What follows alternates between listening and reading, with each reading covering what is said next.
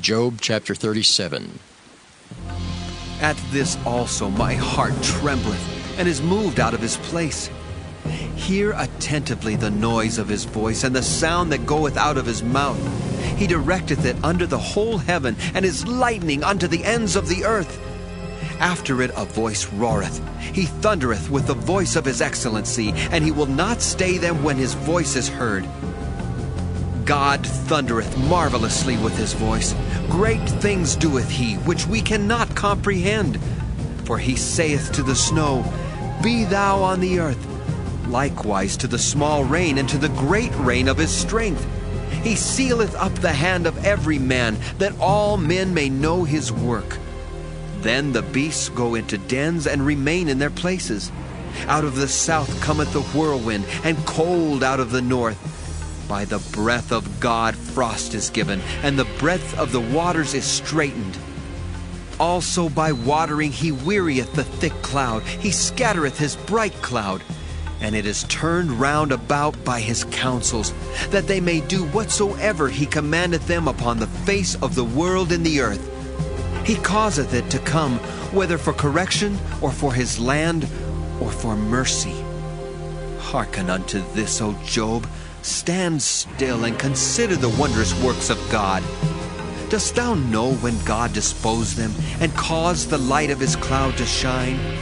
Dost thou know the balancing of the clouds, the wondrous works of him which is perfect in knowledge? How thy garments are warm, when he quieteth the earth by the south wind. Hast thou with him spread out the sky, which is strong, and as a molten looking glass? Teach us what we shall say unto him, for we cannot order our speech by reason of darkness. Shall it be told him that I speak? If a man speak, surely he shall be swallowed up. And now men see not the bright light which is in the clouds, but the wind passeth, and cleanseth them. Fair weather cometh out of the north. With God is terrible majesty. Touching the Almighty, we cannot find him out. He is excellent in power, and in judgment, and in plenty of justice. He will not afflict. Men do therefore fear him. He respecteth not any that are wise of heart. Now, we come to chapter 37 here, and this man here is inferring as we move down into the chapter, and I'll have to drop way down in the chapter, and I'm just going to lift out these two verses here. Fair weather cometh out of the north. With God is terrible majesty. Touching the Almighty, we cannot find him out. He's excellent in power and in judgment and in plenty of justice. He will not afflict.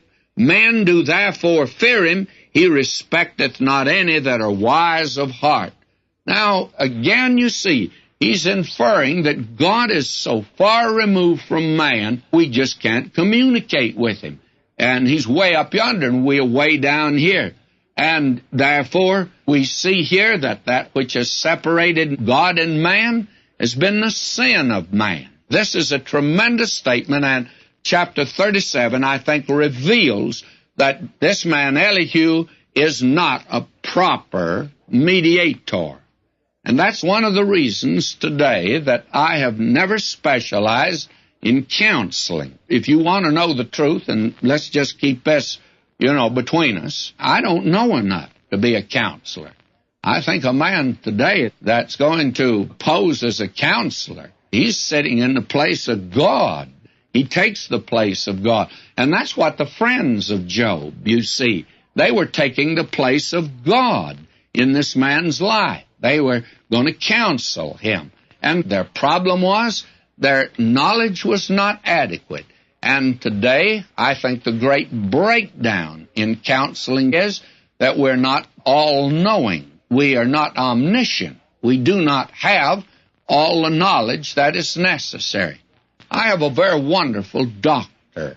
As many of you know, I have cancer, and it's necessary for me to have a good doctor. Fact of the matter is, I wanted the best, and I think I have the best. And the thing I like about him is he's not all-knowing and all-powerful. He tells me many times, I don't know. And I don't know why, but I like that. It makes him a human being, and he's not in a place of God. He's just a fine Christian, and he's attempting to serve the Lord. So he doesn't take God's place, doesn't usurp God's place. Now, this man, even Elihu, almost moves into that place, and therefore he breaks off here. He just doesn't really know God as he should. He's so far removed, he said. Well, that wasn't the problem. And now God is going to break through.